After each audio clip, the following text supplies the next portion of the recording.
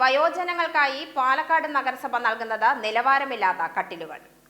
ഗുണനിലവാരമില്ലാത്ത കട്ടിലുകൾ നൽകുന്നതിലൂടെ നടന്നത് ലക്ഷങ്ങളുടെ അഴിമതി. വയോജനങ്ങളെ അപകടത്തിലേക്ക് തള്ളിവിടുന്ന കട്ടിൽ വിതരണത്തിനെതിരെ കോൺഗ്രസ് ബ്ലോക്ക് കമ്മിറ്റി നഗരസഭാ സെക്രട്ടറി ടി.ജി. അജേഷിനെ ഉപരോധിച്ചു.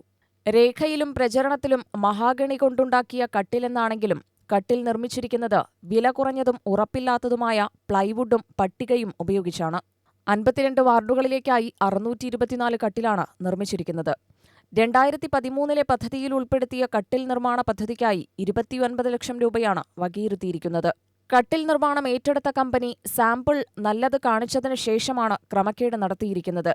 ഇതിലൂടെ ലക്ഷങ്ങൾ തിരിമറി നടന്നെന്നും വിജിലൻസിനെയും കോടതിയെയും സമീപിക്കുമെന്നും Congress block president CV. Satheesh പറഞ്ഞു.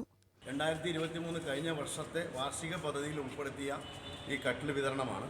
ഒരു വർഷമായിട്ടും കാലതാമസം ഉണ്ടാക്കി കട്ടിൽ കൊടുക്കാൻ കഴിഞ്ഞിട്ടില്ല. അവർക്ക് കൊടുക്കാൻ തയ്യാറായ കട്ടിൽ ഇതാണ് അവസ്ഥ. ക്വാളിറ്റി മഹാഗണി എന്നാണ് ഇത് പൊതുവെ ഇവർ പ്രചരിപ്പിച്ചിരിക്കുന്നത്. അതിൻ്റെ പേരിൽ 4000 രൂപയാണ് ഒരു കട്ടിലിനെ ഇവർ വാങ്ങാൻ കൊടുത്തിരിക്കുന്ന എമൗണ്ട്. ഇത് ഈ കമ്പനി കട്ടിൽ നിർമ്മിച്ച കമ്പനിയും ഭരണസമിതിയും തമ്മിലുള്ള ധാരണയുടെ പുറത്താണ് ഈ കട്ടിൽ നിർമ്മിച്ചിരിക്കുന്നത്. 2000 രൂപ പോലും ഈ ഒരു കട്ടിലിനെ നിർമ്മിക്കാൻ 2000 രൂപ പോലും വരില്ല എന്നുള്ളതാണ് യാഥാർത്ഥ്യം. നമ്മളത് കണ്ടതാണ്, അതിൻ്റെ ക്വാളിറ്റി കണ്ടാണ്. അതിൻ്റെ കാല് ഈ പ്രായമുള്ള ആൾക്കാർ ഇത് അപേക്ഷ നൽകിയിട്ട് ഒരു വർഷം മുമ്പ് അപേക്ഷ നൽകിയിട്ട് പല ആൾക്കാരും ഇപ്പോൾ മരണപ്പെട്ടിരിക്കുകയാണ്.